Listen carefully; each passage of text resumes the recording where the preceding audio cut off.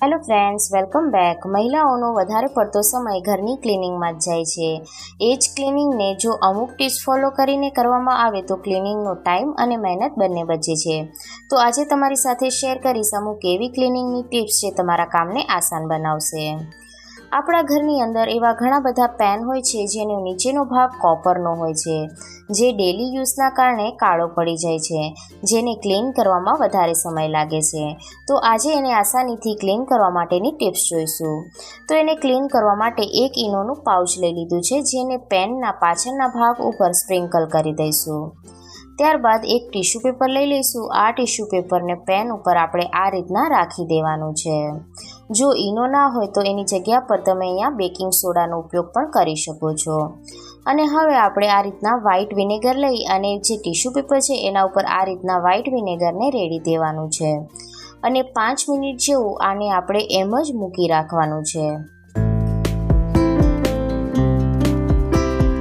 5 minute બાદ tissue પેપરથી એને ઘસી અને હટાવી લઈશું. તો જેટલી પણ ગંદકી હશે એ બધી ટીશ્યુ પેપરની અંદર આવી જશે. આ રીતના આપણે ટીશ્યુ પેપરથી એને ઘસી લઈશું. તો તમે જોઈ શકો છો એની જેટલી પણ કાળાશ હતી એ બધી ટીશ્યુ પેપરની અંદર આ રીતના આવી ગઈ છે. જો તમારી પેન છે થોડી વધારે કાળી હોય તો તમે એને અડધો કલાક માટે મૂકી શકો છો. તો તમે જોઈ શકો છો કે આપણે પેન છે એકદમ સારી રીતના ક્લીન થઈ ગઈ છે. તો આ રીતના ઓછી મહેનતમાં તમે કોઈ પણ વસ્તુને ક્લીન કરી શકો છો. ઘરની અંદર અમુક જગ્યાની ક્લિનિંગ એવી હોય છે કે જેમાં સમય અને મહેનત બંને વધારે લાગે છે, જેમ કે બાથરૂમની tiles, wash basin, kitchen tiles તેમજ ગેસ સ્ટવ. તો એના માટે તમે સારા ક્લિનિંગ ટૂલ્સમાં ઇન્વેસ્ટ કરી શકો છો. આ છે એગારો બ્રાન્ડનું ઇલેક્ટ્રિક ક્લિનિંગ બ્રશ, જેની સાથે 3 ડિફરન્ટ સાઇઝના બ્રશ આવે છે: round brush, cone brush and large round brush. જેની સાથે 4 સેલ આવે છે, હાઈ સ્પીડ ટેકનોલોજી છે તેમજ 1 વર્ષની વોરંટી છે.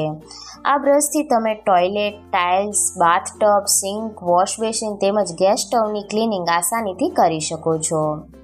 આ બ્રશને યુઝ કરવું ખૂબ જ ઇઝી છે. ઘરના કોઈપણ મેમ્બર એને આસાનીથી યુઝ કરી શકે છે.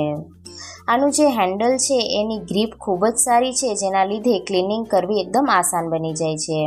હેન્ડલની નીચે એક કેપ આપવામાં આવેલી છે, જેને ખોલી એની અંદર બેટરી રાખવાની હોય છે. તો આ રીતના આપણે આની અંદર બેટરીને નાખ્યા બાદ આ રીતના જે કેપ છે એને આ રીતના લોક કરી દઈશું, જેથી આ બ્રશ છે એકદમ ક્લિનિંગ માટે રેડી થઈ ગયું છે. અને ઉપર જે તમારે જરૂરિયાત હોય એ પ્રમાણે તમે કોઈ પણ બ્રશ આની અંદર એડજસ્ટ કરી શકો છો. આ બ્રશને તમે અલગ અલગ વસ્તુની ક્લિનિંગ માટે યુઝ કરી શકો છો. જેમ કે લાર્જ બ્રશ છે એનો યુઝ તમે ટાઇલ્સની ક્લિનિંગ માટે કરી શકો છો. સ્મોલ બ્રશને તમે સિંક તેમજ વોશ બેસિનની ક્લિનિંગ માટે કરી શકો છો. અને જે કોન બ્રશ છે એનાથી કોઈ પણ કોર્નરની તમે ક્લિનિંગ કરી શકો છો. હેન્ડલ ઉપર એક બટન આપવામાં આવેલું છે, જેનાથી આપણે એને ઓન ઓફ કરી શકીએ છીએ. હેન્ડલ તેમજ જે બ્રશ છે એની ઉપર એક એરોનું નિશાન બનાવવામાં આવેલું છે, જેનાથી એને ઇન્સ્ટોલેશન કરવું ખૂબ જ ઇઝી બની જાય છે. તો હવે આપણે જોઈશું કે આ બ્રશ કઈ રીતના વર્ક કરે છે. તો અહીંયા આપણે કિચન ટાઇલ્સની ક્લિનિંગ કરીશું. તો અહીંયા ડિટર્જન્ટ મેં સ્પ્રે કરી દીધો છે અને હવે આ બ્રશની હેલ્પથી આપણે ટાઇલ્સની ક્લિનિંગ કરીશું. કિચન ટાઇલ્સ છે એ સૌથી વધારે ગંદી થાય છે, જેને ક્લીન કરવી ખૂબ જ ડિફિકલ્ટ છે, પણ આ બ્રશની હેલ્પથી તમે એને ઇઝીલી ક્લીન કરી શકો છો. હવે આપણે એક ભીના કપડાથી એને સાફ કરી લેવાની છે. તો ઇઝીલી આ બ્રશથી એકદમ ક્લીન થઈ જાય છે. હવે આપણે જોઈશું વોશ બેસિનની ક્લિનિંગ. તો તમે જોઈ શકો છો કે વોશ બેસિન ઉપર કેટલા બધા ડાઘ લાગેલા છે. તો જે મીડિયમ સાઇઝનું બ્રશ છે એની હેલ્પથી આપણે વોશ બેસિનની ક્લિનિંગ કરીશું. આ બ્રશથી ફક્ત સ્ટેનની ક્લિનિંગ નથી થતી, પરંતુ એના પર એક અલગ જ શાઇન આવી જાય છે, એની એક પોલિશિંગ પણ થાય છે. તો આ બ્રશ છે એ ખૂબ જ યુઝફુલ છે. તો આની મદદથી આપણે નળની પણ સારી રીતના ક્લિનિંગ કરી શકીએ છીએ અને વધારે મહેનત પણ નથી લાગતી. તો નળની આજુબાજુ તમે જોઈ શકો છો કે કેટલી બધી ગંદકી છે, જે આ બ્રશની મદદથી એકદમ આસાનીથી ક્લીન થઈ જાય છે.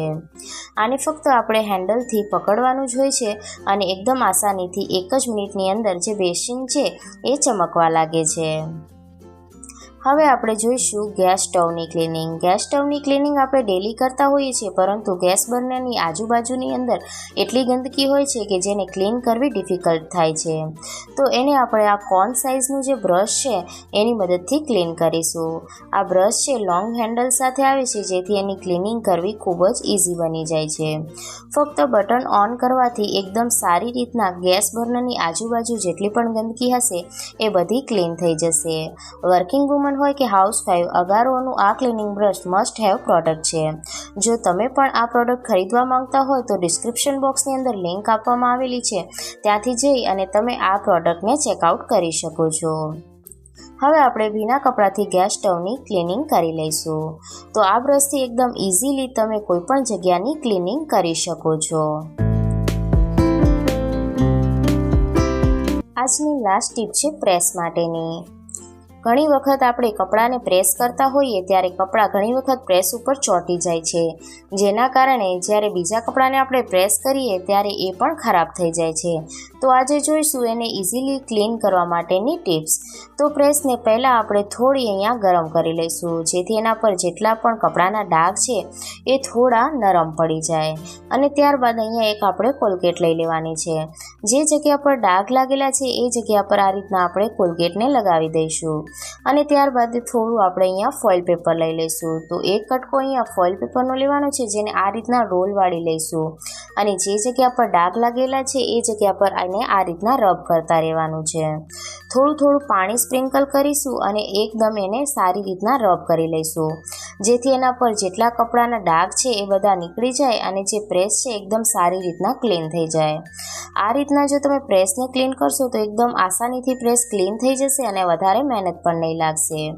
તો આ રીતના આપણે એને ક્લીન કરી લઈશું અને ત્યારબાદ એક ભીના કપડાથી એને સારી રીતના સાફ કરી લેવાની છે. જો આજની ટિપ્સ ગમી હોય તો વિડીયોને લાઇક અને ચેનલ પર નવા હોય તો જરૂરથી સબસ્ક્રાઈબ કરજો.